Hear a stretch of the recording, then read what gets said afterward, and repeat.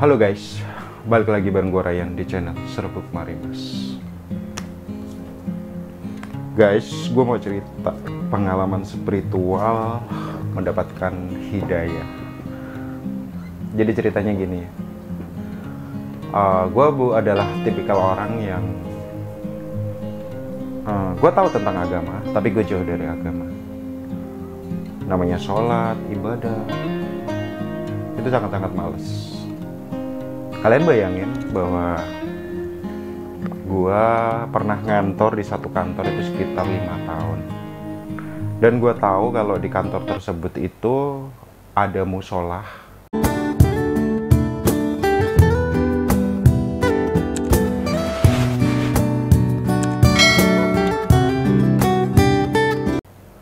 Setelah gue itu ngajuin resign, ceritanya gini.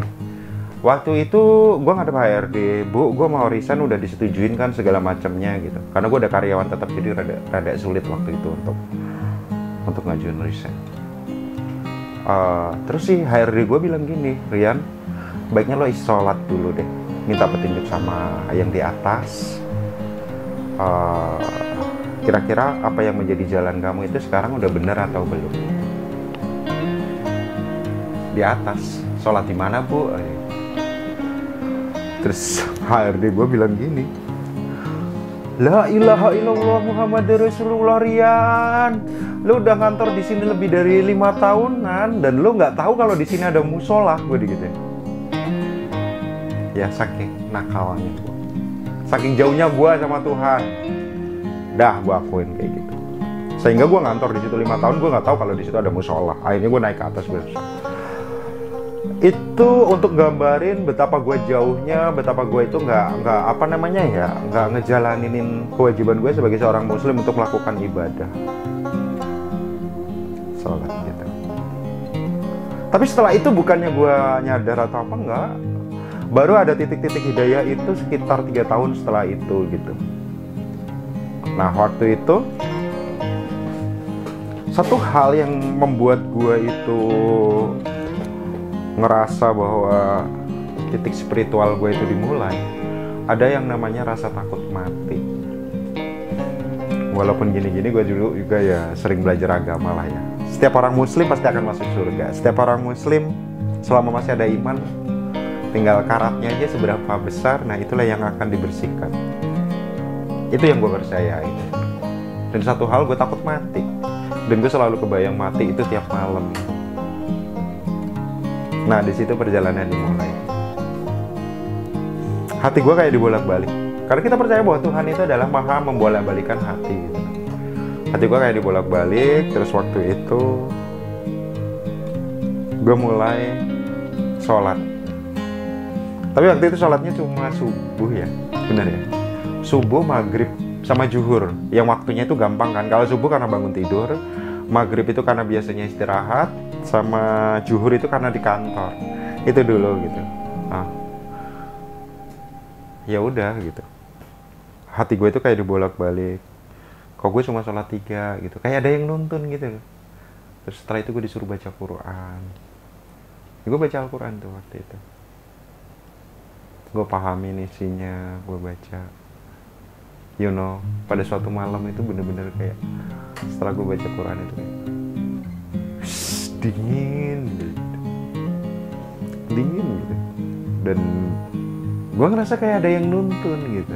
Ada yang nuntun gitu. Yang tadinya gue sholat cuma 3 kali, gue jadi sholat 5 kali. Setelah sholat 5 kali, akhirnya gue kayak ada yang ngebisikin, disuruh baca Al-Quran. Terus gue baca Al-Quran. Setiap ayat gue baca. Itu bener-bener amazing banget gitu buat gue yang bertahun-tahun gue gak pernah namanya nyentuh itu. Dan gue harus balik lagi, gue baca Al-Quran. Hati gue itu bener-bener tersentuh apalagi ketika ada satu ayat yang, nikmat mana yang kau dustakan, fabi'ai ala rabbikum matukan.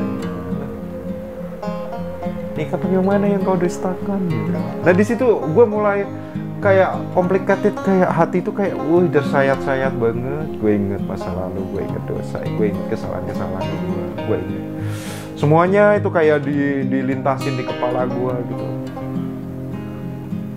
Gue nangis siang dan malam, nangis meratapi kesalahan-kesalahan yang udah gue buat, meratapi.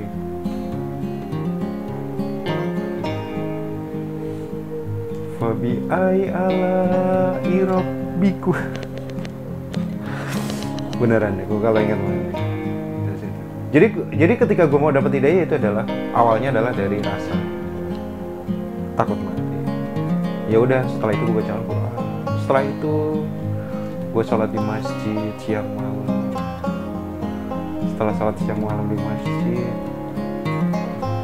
gue berdoa sama Tuhan. Gue tambahin lagi dengan tahajud, witir, duha. Baru tahun-tahun gue lakuin itu. Satu hal yang gak pernah hilang, kalian tahu apa itu?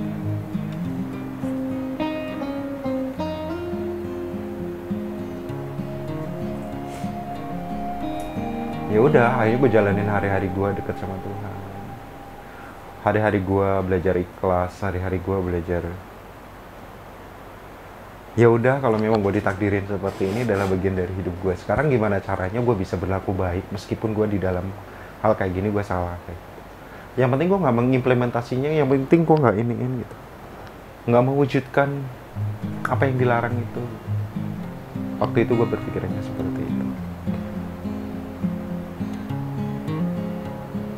Nikmat banget tau rasanya, mas. Nikmat ketika kita dekat sama Tuhan, kita baca Al-Quran, Bismillah. Bagaimana kita memiliki power, kita memiliki kekuatan untuk bangun tengah malam, untuk sholat tepat waktu, untuk berzikir, untuk baca Quran setiap hari. Dari seorang kita yang begaju, seorang kita yang nakal, itu balik lagi ke diri kita. Hidayah itu dijemput, hidayah itu yang menciptakan diri kita sendiri. Allah itu hanya ngasih jalan. Karena memang kita ingin mendapatkan hidayah. Seperti itu. Nah, terlepas apakah setelah itu balik lagi atau enggak, gue akan ceritain di konten gue berikutnya. Tapi pada intinya setiap kita bisa menjemput hidayah itu, yaitu dengan cara memang kita ingin mendapatkan hidayah itu. Kayak gitu sih, gitu.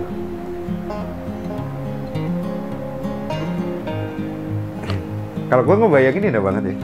Gue bisa bangun jam 2 malam, jam 3 malam, gue sholat tahajud, gue mohon sama Tuhan, gue berdoa, gue nggak ada terasa takut. Karena memang itu ada semacam kayak power, God give me, gitu. Nah, itu aja sih ya. Nanti gue akan ceritakan ke kalian bagaimana gue mulai kendor lagi masalah ibadah dan apa penyebabnya. Ya, buat kalian yang baru nemuin channel Serbuk Marimas, yang belum follow, jangan lupa di follow guys. Di follow, di subscribe ya. Ya, kita jumpa lagi di video-video gue berikutnya. Bye-bye.